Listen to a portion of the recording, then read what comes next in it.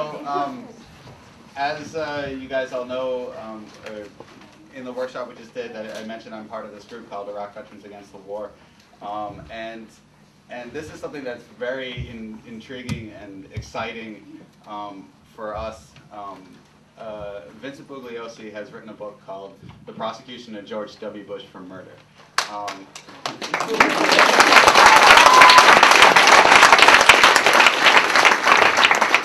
And I'm not going to get into the details, and he can certainly do it much more justice than myself, but I do have to say, you know, as a former Marine, this concept of accountability and about integrity and holding people to standards. I mean, that's, you know, supposedly what these institutions are based on. You can be guaranteed that any disciplinary infraction perpetrated by a Marine, you're going to have an instant and immediate response from your chain of command.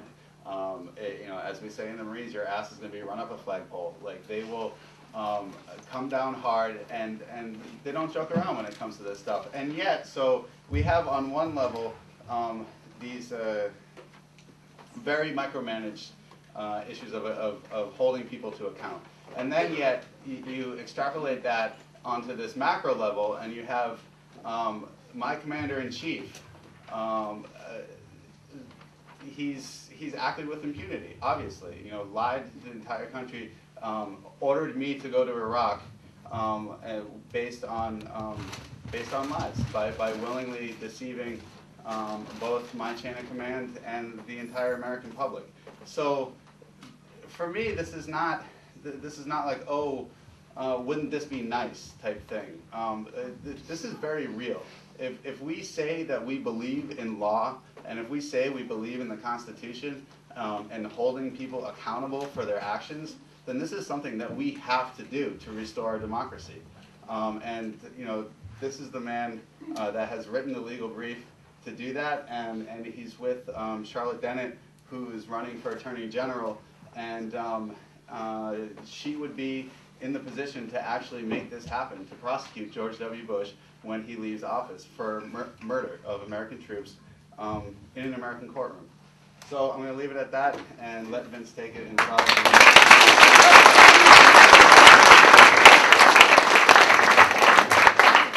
I have to say I'm kind of confused here, because I was told I was going to speak at 4:30 in the classroom of an Iraq veteran. Are you the Iraq veteran? Yeah, that's me.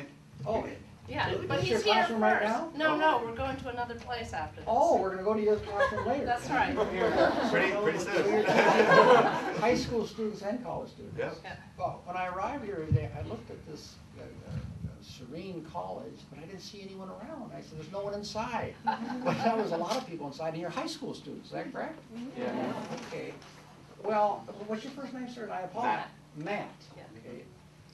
As Matt told you, I'm from, he didn't tell you where I'm from LA, and I'm here now in Vermont, campaigning with Charlotte Dennett. She's running for Attorney General of the state of Vermont, and on September 18th, I was also up here in Burlington, and she announced at a press conference with me that if she became Attorney General on November 4th, which is only about 2 weeks from now, that she was going to appoint me special prosecutor to go after George Bush.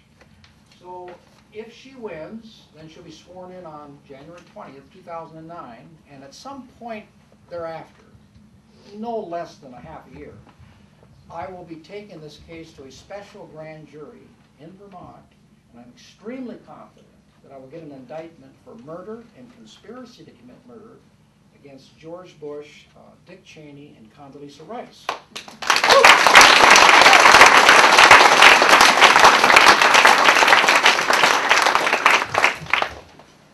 The war in Iraq, I think, well, you're so young, I don't know, but the war in Iraq is this generation's most important event. It's not this economic crisis we're going through right now. That's important.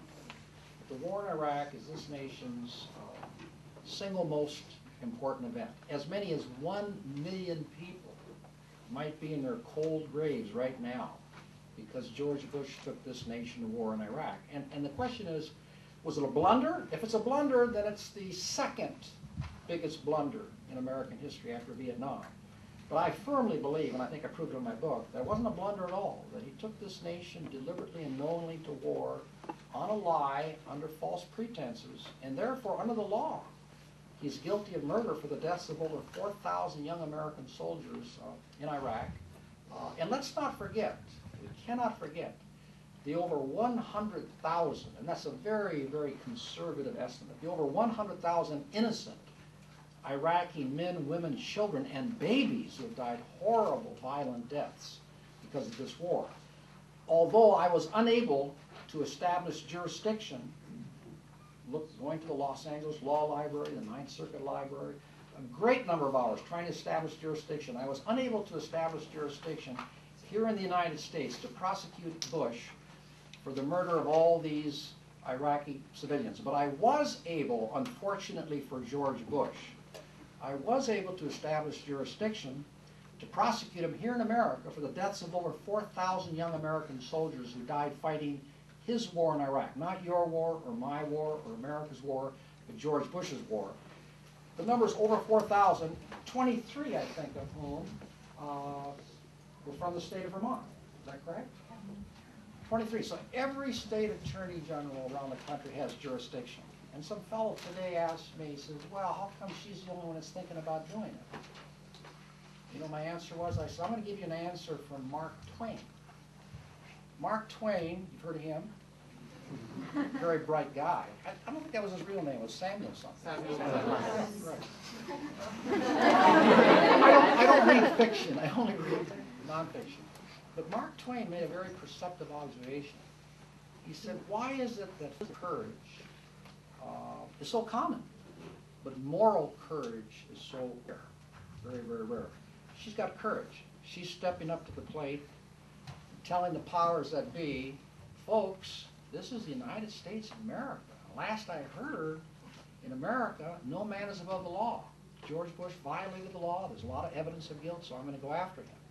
Now, I myself have no authority, but once she gets in, she can appoint me special prosecutor. I just want to make a comment. You see, I'm an extremely critical human being. You would have to travel far and wide to meet someone as critical as I am. I criticize everyone, including myself. Strangely enough, I'm not a cynical person. Usually people that are critical are also cynical. But those who know me the best, my family, think that I'm naive. So I'm not cynical, but I'm very critical. I told Geraldo Rivera, you heard of him? You haven't? Okay. Well, he's got a TV show. I said, Geraldo, I find fault with a beautiful morning sunrise. Let me make a criticism of walking around with a peace sign. Before the war in Iraq, there were demonstrators out in the street, peace, peace, peace. There were 3 million people in Rome on the street protesting against the Iraq war. We want peace, we want peace. If I make this suggestion, because I'm a critical person, I always criticize, okay? The word peace by itself is completely ignored by the right wing in this country. They're peaceniks, they're tree huggers. Everyone wants peace, so if you just say peace, it doesn't mean anything. Of course we want peace. But do you want peace if someone's about to kill you? I don't think so. Even a cardinal or a pope or a president, if someone's about to kill them and they have a chance to fight back, they fight back, right? Do you all agree with me on that? Or do you feel that peace is so important that you should give up your life for it? Do you really feel that way about it? Or do you feel that we should only have peace if there's no threat? How do you feel about that? I want to hear from you. If there's no threat to you, at that point, obviously, there should not be any attack. But if there is a threat, if there's an imminent threat to your being, okay, or to the country's existence, do you feel that peace is the answer, or do you feel we should strike back? How do you feel? So you feel that even if there's an imminent threat to the security of the country, and as many as 300 million people may end up dead, the answer is not to stop this, but to just lay back and let 300 million people die. No. Oh, they Well, don't believe in peace under all circumstances. Wait 1 second. If there was peace, peace is a universal idea. Right. Peace has to come from both sides. Right. So if peace was achieved, no one would want to kill 300,000 million people.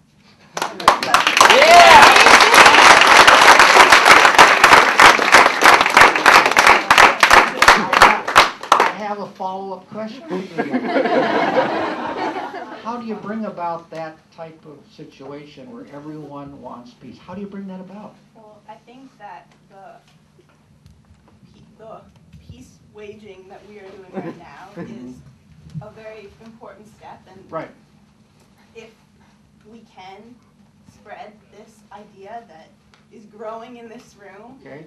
then we can change other minds. But people have been warring and fighting for centuries and centuries, and the world is populated by evil people who do not want peace. So what are you going to do with these people other than a surgical operation on human nature? What are you going to do with these evil people who threaten Adolf Hitler, you know? There are no evil He people. liked his dog Blondie, but other than that, he wanted to kill everyone. What are you going to do with Adolf Hitler? Say, Adolf, we want peace. Or are you going to fight Adolf Hitler? I think that that's the problem. I think it's That is a real problem. a Okay. problem of human Okay. nature. Now, I only made this statement about peace because in Iraq, it should have been peace. Why? I'm sorry?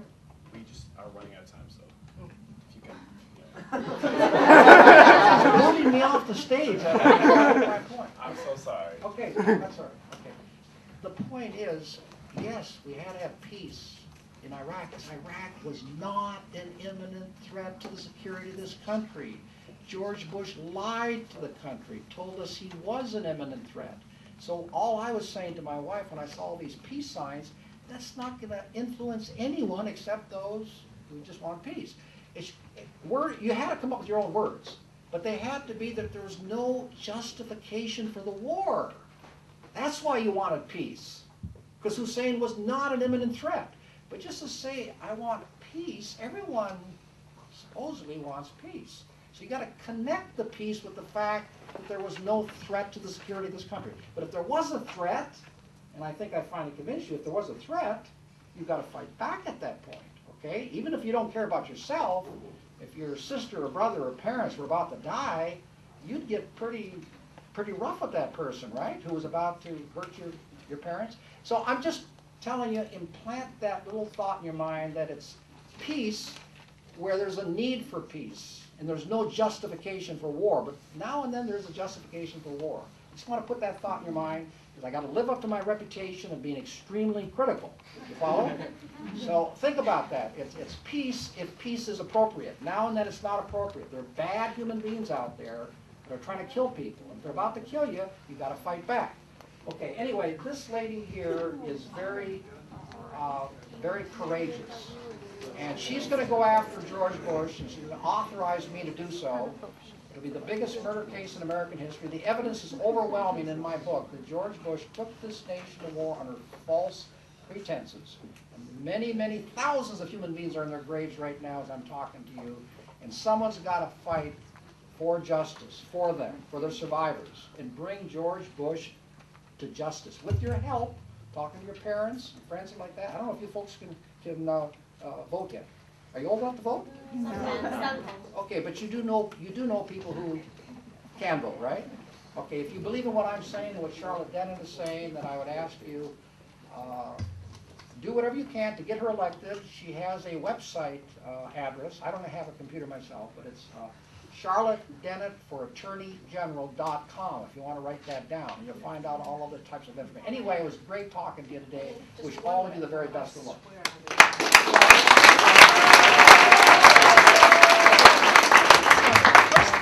For me, it's totally thrilling to see all you guys here. You're beautiful.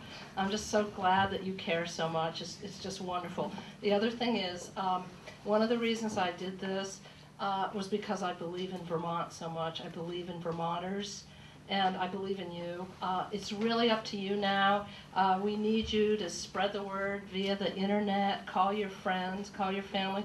The whole country is looking at this race, believe it or not. They are counting on us to come through for them. I can't tell you the passion that this has generated, okay? So please, just spread the word. I hope, whoever can vote, ask them to vote. I'm going to leave some of these things here. And I want to thank you so much for being here today and giving us this brief opportunity.